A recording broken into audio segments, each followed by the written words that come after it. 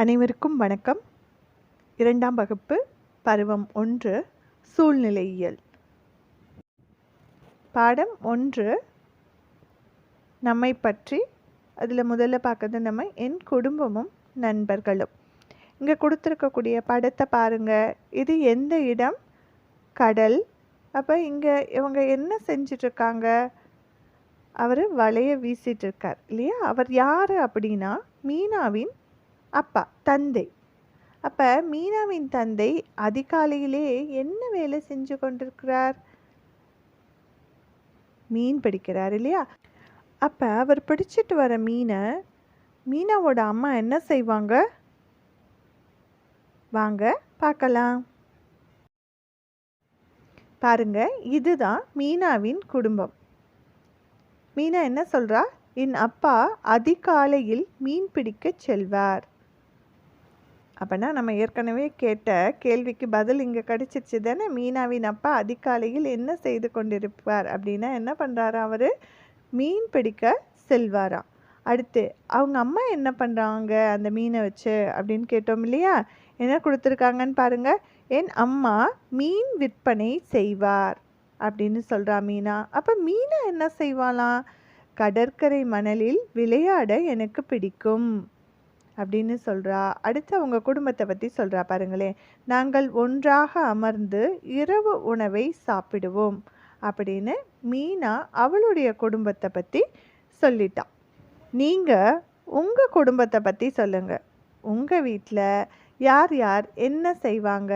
நீங்கள் எல்லாரும் சேர்ந்து என்ன செய்வீங்க அப்படிங்கிறத உங்கள் குடும்பத்தை பற்றி நீங்கள் சொல்லுங்கள். அடுத்து நம்ம பார்க்குறது வரைக. இங்கே கொடுத்துருக்கக்கூடிய படத்தை அப்படியே நீங்கள் இந்த கட்டத்துக்குள்ளே வரைஞ்சிருங்க. அடுத்ததாக உற்று நோக்கி கலந்துரையாடுவோம். இங்கே இருக்கக்கூடிய படத்தை பாருங்க. இது யாருடைய குடும்பம்? முகிலின் குடும்பம். முகிலோட அம்மா என்ன செய்கிறாங்க? அம்மாவை பற்றி முகில் என்ன சொல்கிறா? என் அம்மா சிறிய கடை வைத்திருக்கிறார். அவங்க அம்மா சின்ன கடை வச்சுருக்காங்களாம். அவர் மொத்த விற்பனை சந்தையிலிருந்து பொருட்களை வாங்குவார். மொத்த விற்பனை சந்தைக்கு போயிட்டு என்ன செய்வாங்க? மொத்தமாக அவங்களுக்கு தேவையான பொருட்களை எல்லாம் அவங்க அம்மா வாங்கிட்டு வருவாங்க அப்படின்னு சொல்கிறோம். அப்பொருட்களை கடையில் வரிசையாக அடுக்கி வைத்து விற்பனை செய்வார். அவனுக்கு எது ரொம்பவும் பிடிக்குமா? கடையில் என் அம்மாவுடன் இருக்க எனக்கு பிடிக்கும். என் அம்மாவை நினைத்து நான் பெருமைப்படுகிறேன். முகில் தன்னுடைய குடும்பத்தை பற்றி சொன்னான் இல்லையா? அப்போ ஒவ்வொரு குடும்பத்துலேயும் ஒவ்வொரு மாதிரியான நிகழ்வுகள் இருக்கும் இல்லையா? எல்லா குடும்பமும் ஒரே மாதிரி இருக்குமா? இருக்காது.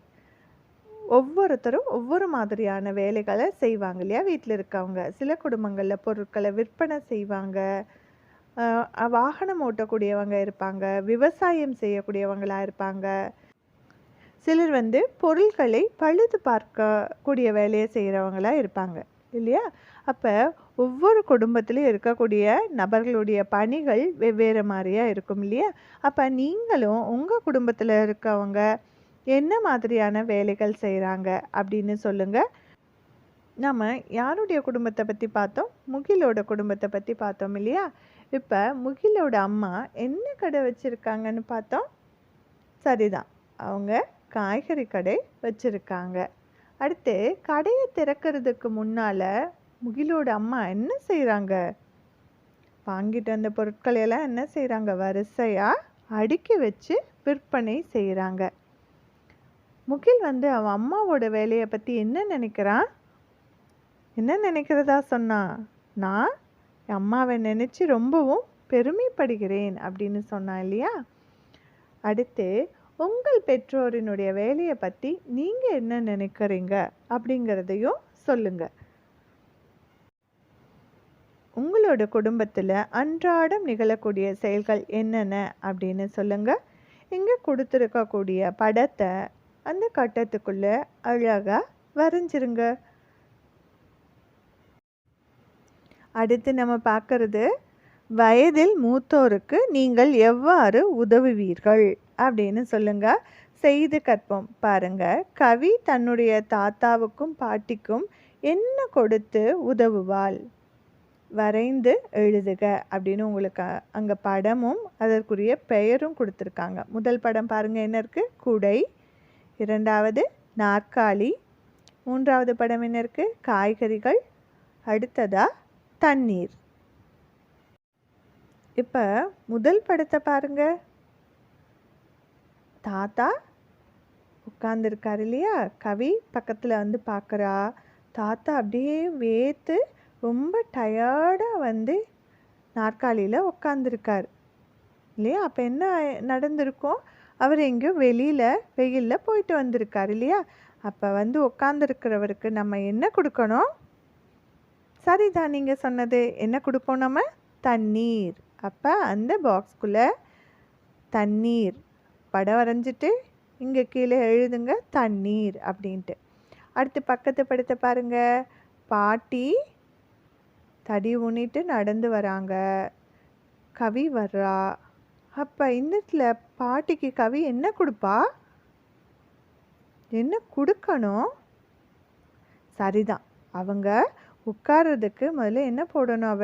நாற்காலி போடணும். அப்போ அந்த பாக்ஸ்குள்ளே நாற்காலி படம் வரைஞ்சிட்டு இங்கே நாற்காலி அப்படின்னு எழுதுவோம். அடுத்த படத்தை பாருங்களேன். பாட்டியும் கவியும் வெளியே கிளம்பலான்னு வந்து பார்க்குறாங்க.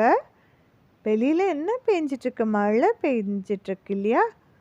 அப்போ இந்த இடத்துல கவி பாட்டிக்கு என்ன கொடுத்து உதவுவா? சரிதான், என்ன கொடுப்பா? குடை. அப்போ அந்த பாக்ஸில் குடை படம் வரைஞ்சிட்டு கீழே குடைன்னு எழுதுங்க. அடுத்ததா கடைசியாக நான்காவது படம் பாருங்க. பாட்டி என்ன பண்ணிகிட்ருக்காங்க? காய்கறிகள் நறுக்கிட்டு இருக்காங்க. அப்போ இந்த இடத்துல கவி என்ன கொடுத்து உதவி செய்வா? பாட்டிக்கு காய்கறிகளை எடுத்து கொடுத்து உதவி செய்வா இல்லையா? அப்போ அங்கே நம்ம என்ன செய்வோம்? காய்கறிகள் படம் வரைஞ்சி காய்கறிகள் அப்படின்னு சொல்லிட்டு எழுதுவோம். அடுத்து உங்களுக்கான கேள்வி என்ன அப்படின்னா, உங்கள் பாட்டி அவங்க மூக்கு கண்ணாடி எங்கேயோ வச்சுட்டு காணான்னு தேடிட்டுருக்காங்க. அப்போ நீங்கள் என்ன செய்வீங்க? அவங்களுக்கு உதவி செய்வீங்களா? இதே போல் உங்கள் தாத்தா தரையில் கிடக்கிற ஒரு பொருளை எடுக்கிறதுக்காக உங்களுடைய உதவி தேவைப்படுதுன்னு உங்களை கூப்பிடுறாங்க. அப்போ நீங்கள் தாத்தாவுக்கு உதவி செய்வீங்களா? என்ன செய்வீங்க? அதே போல் எப்படி உதவி செய்வீங்க அப்படிங்கிறத எனக்கு நடிச்சும் காண்பிக்கிறீங்களா? அடுத்ததாக நம்ம பார்க்குறது வடிவமைப்பை நிறைவு செய்க. முதல் படம் பாருங்கள். ஒரு சதுரம், செவ்வகம், வட்டம் இருக்குது. அதில் கோடுகள் எல்லாம் எப்படி போட்டிருக்காங்க? நேர்கோடுகளாக போட்டிருக்காங்க இல்லையா? அடுத்த அமைப்பை பாருங்கள். அதே வடிவங்கள் தான் இருக்குது. ஆனால் கோடுகள் சதுரத்துக்குள்ளே எப்படி போட்டிருக்காங்க? படுக்கை கோடுகளாக இருக்குது. வட்டத்துலேயும் படுக்கை கோடுகள் தான் இருக்குது. அப்போ இடையில் இருக்கக்கூடிய செவ்வக வடிவ பெட்டியிலையும் நம்ம எந்த மாதிரியான கோடுகள் போடணும்? படுக்கை கோடுகள் தான் போடணும். அப்போ அடுத்த வடிவத்தில் என்ன போடுறதுன்னு நீங்கள் கண்டுபிடிச்சிட்டிங்க தானே? சரிதான், சதுர வடிவ பெட்டியில் என்ன கோடுகள் இருக்குதோ அதே தான் செவ்வகத்திற்கும் வட்டத்திற்கும் போடுவோம். அடுத்த படத்தை பாருங்கள். இதுலேயும் நீங்கள் கண்டுபிடிச்சிட்டிங்க தானே? வட்டத்தில் மேலே இருக்கக்கூடிய வடிவங்கள் இருக்க மாதிரியான கோடுகள் தான் வரைவோம். அடுத்ததாக செயல்பாட்டு நேரம். வகுப்பில் உள்ள எல்லாத்தோடைய பெயரையும் நம்ம தெரிஞ்சுக்கணும் இல்லையா? அதுக்காக நம்ம ஒரு செயல்பாட்டை, ஒரு விளையாட்டை விளையாட போகிறோம். என்ன அப்படின்னா, எல்லாரும் வட்டமாக உட்கார்ந்துக்கணும். யாராவது ஒருத்தர் கையில் பந்தை வச்சுக்கணும் இல்லையா? அப்போ பந்து வச்சுருக்கிறவங்க முதல்ல தன்னுடைய பெயரை அவங்க சொல்லணும்.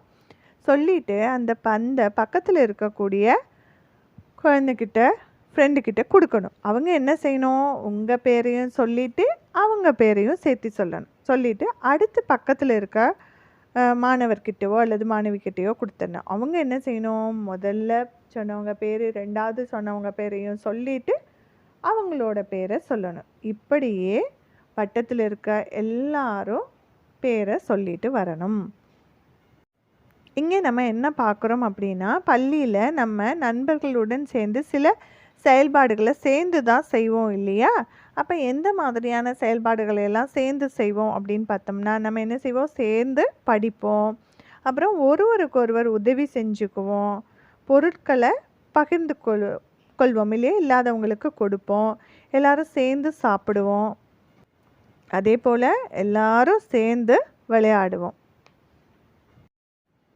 அடுத்தது செய்து கற்போம். இதில் இணைந்து விளையாடுகளில் நம்ம என்ன பண்ணுறோன்னா, ஒரு A4 பேப்பர் எடுத்துகிட்டு அதில் 16 பேப்பர் வர மாதிரி கட் பண்ணி எடுத்துக்கிறோம், குட்டி குட்டி பேப்பர்ஸாக. அந்த பேப்பரில் என்ன பண்ணுறோம் அப்படின்னா, உங்களுக்கு பிடித்த படங்கள் 2 வரையணும். இப்போ உதாரணத்திற்கு ஆப்பிள் வரைகிறீங்க அப்படின்னா 2 ஆப்பிள் வரைஞ்சிருக்கணும். பந்து வரைகிறீங்கன்னா 2 பந்து வரைஞ்சிருக்கணும். இந்த மாதிரி வரைஞ்சிட்டு அந்த தாள்களை எல்லாமே அந்த படங்கள் தெரியாத மாதிரி கவுத்தி வச்சுருங்க.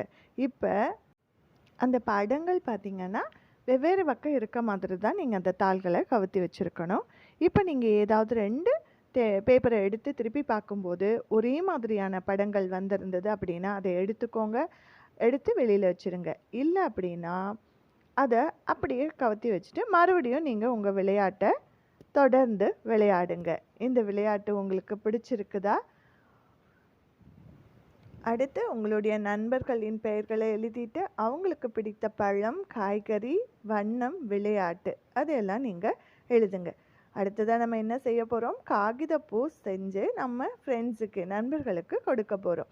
அதற்கு கலர் பேப்பரை எடுத்துக்கோங்க. எடுத்துட்டு 4 அந்த கலர் பேப்பரை படத்தில் கொடுத்துருக்க மாதிரி 4 இது மடக்கி கட் பண்ணி எடுத்துக்கோங்க.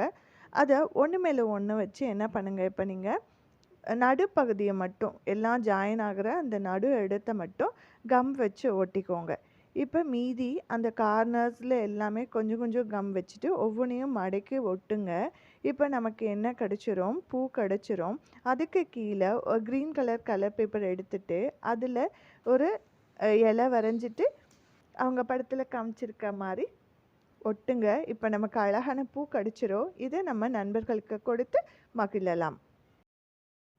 அடுத்தது உற்று நோக்கி கலந்துரையாடுவோம். கீழே கொடுத்துருக்கக்கூடிய படங்கள் பாருங்கள். அதுக்கு மேலே என்னென்ன உணர்வுகள் கொடுத்துருக்காங்கன்னு பாருங்கள். ஸ்மைலி பிக்சர்ஸ் கொடுத்துருக்காங்க இல்லையா? மகிழ்ச்சி, கவலை, பயம், கோபம். அப்போ கீழே இருக்க படங்கள் பாருங்களேன். அவனுடைய பேர் என்ன? நிலன். அப்போ முதல் படத்தில் பாருங்கள் என்ன நடக்குது? நிலனோட புத்தகத்தை அவங்க என்ன பண்ணிட்டாங்க? அந்த பையன் கிழிச்சிட்டான். அப்போ அவனுடைய உணர்வு என்னவா இருக்கும்?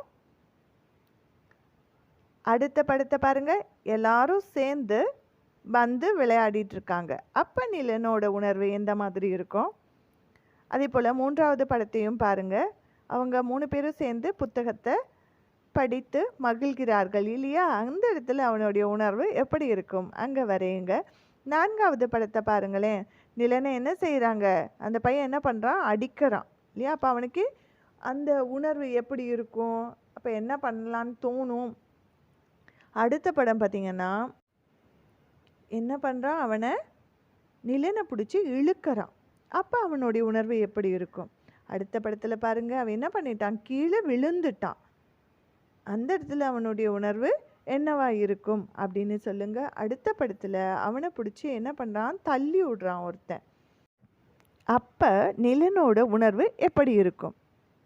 கடைசி படம் பாருங்க. எல்லாரும் அவங்களுக்கு பிடிச்சத சாப்பிட உட்காந்துருக்காங்க.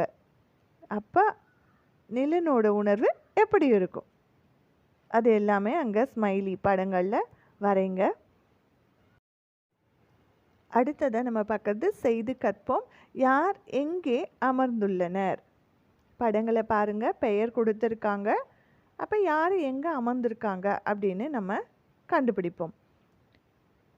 முதல் வினா என்ன கேட்டிருக்காங்க? பிரியாவின் இடது பக்கத்தில் அமர்ந்திருப்பவர் யார்? பிரியா எங்கே? கண்டுபிடிச்சிட்டிங்களா? அப்போ பிரியாவுக்கு இடது பக்கத்தில் யார் இருக்கா? அடுத்த வினா, 2வது வரிசையில் நடுவில் அமர்ந்திருப்பவர் யார்? 2வது வரிசையை பாருங்கள். எத்தனை பேர் இருக்காங்க? 5 பேர் அமர்ந்திருக்காங்க. அதில் நடுவில் யார் அமர்ந்திருக்கா? பேர் கண்டுபிடிச்சிட்டிங்க தானே? அதை அங்கே நம்ம எழுதுவோம். 3வது வினா பாருங்கள். மீனாவிற்கு நேர் பின்புறத்தில் அமர்ந்திருப்பவர் யார்? மீனா எங்கே? மீனாக்கு பின்புறத்தில் இருக்கவங்க யார், அவங்க பேரை அங்கே எழுதுவோம். அடுத்து பாருங்க, தாராவின் இரு பக்கங்களிலும் யாரெல்லாம் அமர்ந்திருக்கிறார்கள். தாரா எங்கே இருக்கா கண்டுபிடிச்சிட்டோம். தாராவுக்கு 2 பக்கத்துலேயும் அமர்ந்திருக்கிறது யார், சரிதான், அவங்க பேர் இங்கே எழுதுவோம். அடுத்து பாருங்க, நான் 2வது வரிசையில் அமர்ந்துள்ளேன். என் பெயரின் முதல் எழுத்து பா. நான் யார்? பார்த்துட்டே வாங்க. 2வது வரிசையில் பாங்கிற எழுத்தில் தொடங்குற பேர் யாருடையது? சரிதான், அதை நம்ம அங்கே எழுதுவோம். அடுத்த வினா பாருங்க, மேரியின் வலது பக்கத்தில் அமர்ந்திருப்பவர் யார். மேரி எங்கே உட்காந்துருக்காங்க கண்டுபிடிச்சிட்டோம். அவங்களுக்கு வலது பக்கத்தில் இருக்கவங்க பேர் என்ன? நீங்கள் கண்டுபிடிச்சது சரிதான், அதையும் நம்ம அங்கே எழுதுவோம். உங்கள் வகுப்பறையை அலங்கரிக்க இந்த மாதிரி வண்ணத்தாள்களை வைத்து தோரணம் செய்து உங்கள் வகுப்பறையை அலங்கரியுங்கள். அடுத்ததாக கற்றல் பயணம். படத்தை பாருங்கள், நீங்கள் என்ன செய்வீர்கள். பாருங்கள், பாட்டி கொண்டு வந்த காய்கறி பையை கீழே போட்டுட்டாங்க. அப்போ நீங்கள் என்ன பண்ணுவீங்க? நான் பார்த்து கொண்டே இருப்பேன், நான் அங்கிருந்து சென்று விடுவேன், நான் பாட்டிக்கு உதவுவேன். இப்போ நம்ம என்ன செய்வோம்? பாட்டிக்கு உதவுவோம் இல்லையா? அடுத்தது, என் நண்பரின் பெயர். உங்கள் நண்பருடைய பெயர் எழுதுங்க. அவனுக்கு பிடித்த உணவு, விளையாட்டு, வண்ணம், பழம் அதையெல்லாம் எழுதுங்க. அடுத்ததா, நண்பரின் பொருட்களை உங்களிடம் பகிரும் போது எவ்வாறு உணர்வீர்கள் என்பதை சரி குறியிட்டு காட்டுக. உங்கள் ஃப்ரெண்டு அவங்களுடைய பொருட்களை உங்களுக்கு ஷேர் பண்ணும்போது உங்களோட ஃபீலிங்ஸ், உணர்வு எப்படி இருக்கும்? அங்கே டிக் போடுங்க. அடுத்ததாக, நான் கற்றவை. என் குடும்பத்தில் நிகழும் அன்றாட வாழ்க்கை வழக்கங்களை குறித்து என்னால் கூற முடியும் அப்படின்னு அந்த ஸ்டாருக்கு வண்ணம் தீட்டுங்க. உதவி தேவைப்படும் மூத்தோருக்கு என்னால் உதவ முடியும், அப்போ அந்த ஸ்டாருக்கும் வண்ணம் தீட்டலாம். அடுத்து, சக மாணவர்களுக்கு நல்ல உறவு முறையில் இருக்க முடியும் அப்படிங்கிறம்போது அதுக்கும் நம்ம வண்ணம் தீட்டலாம். நண்பர்களுக்கு பகிரவும் உதவவும் முடியும், நம்மளால் முடியும் தானே, அப்போ அந்த ஸ்டாருக்கும் நம்ம வண்ணம் தீட்டுவோம். இதெல்லாம் நீங்கள் கற்றுக்கிட்டது தானே?